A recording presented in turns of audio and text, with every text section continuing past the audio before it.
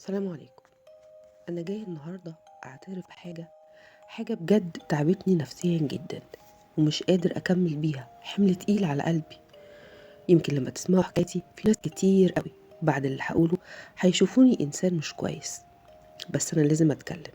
يمكن ده يكون طريقي الوحيد إني أرتاح. كنت في الكلية، كان عندي 22 سنة.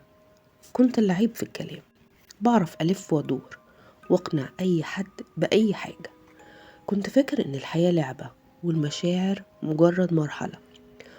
وقتها لفتت نظري بنت أصغر مني بسنتين، كانت بسيطة، ضحكتها هادية، بتحب الحياة. قلت أراهن نفسي واخدها كده تحدي، هشوف هوصل معاها لحد فين. وفعلا بدأت أقرب منها وأقول لها الكلام الحلو اللي بتحب تسمعه، وأكون الشخص اللي بتحلم بيه. وهي صدقتني جدا، وكنت بالنسبة لها حاجة كبيرة قوي، وكانت بتشوفني بعينيها بطريقة عمري ما اتشافت بيها قبل كده. العلاقة كبرت جدا ما بينا، والدنيا ساحت بينا على الآخر. ما كناش مجرد بنتكلم، لأ، ده احنا عدينا كل الحدود. وهي كانت معايا بإرادتها، وكانت مقتنعة إني حب حياتها، وأنا كنت شايفها مجرد وقت وهيعدي وخلاص، بتسلى يعني. وبعد كده اتخرجنا، وجات لي فرصة سفر، وقلت لها أنا هسافر أكون نفسي. بس أنا كان في دماغي إن أنا خلاص مش هعرفها تاني. فهي قعدت بقى على أمل إن أنا أرجع تاني، بس ما رجعتش. وبعد كده عرفت إن هي اتجوزت، وأنا حاولت أنساها. لأ، كنت فاكر إني نسيتها.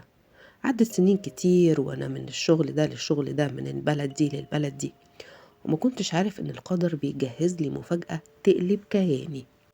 بعد مرور سنين كتير بقى عندي 30 سنة، بشتغل في شركة استيراد وتصدير. ويشاء القدر إن زميلي اللي بيشتغل معايا يبقى جوزها.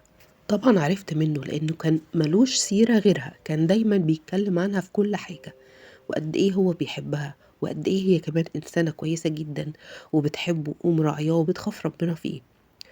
وعرفت من التفاصيل إن هي البنت اللي كانت معايا في الكلية. الراجل ده طيب جدا وبسيط جدا، وبيكلمني كل يوم على قد إيه إن هو بيحبها، وقد إيه هي ملاك. وفي مرة من المرات هو قاعد بيتكلم معايا، حسيت ان انا مش قادرة اتنفس، مش عارف افصل بين الماضي اللي عشته معاها وبين الحاضر اللي هو عايشه دلوقتي معاها. ومن ساعتها وانا كل يوم اقف قدام المراية وابص لنفسي بكره، مش عارف اعمل ايه ولا اتصرف ازاي. ولقيت نفسي بدل ما احاول اتناساها، لقيتني راجع لكل الشات القديم بتاعنا اللي كان على الموبايل، كلامنا مع بعض وضحكنا وصورنا كمان واحنا في الجامعة. حاجات كتير وذكريات كتير جدا مش قادرة تموت جوايا، وأسئلة كتير جوايا بتموتني. هل أواجهه وأقوله، ولا أسكت وأعيش بالذنب ده؟ هل ده حقي، ولا أنا مجرد أناني عايز أرمي الحمل اللي على قلبي؟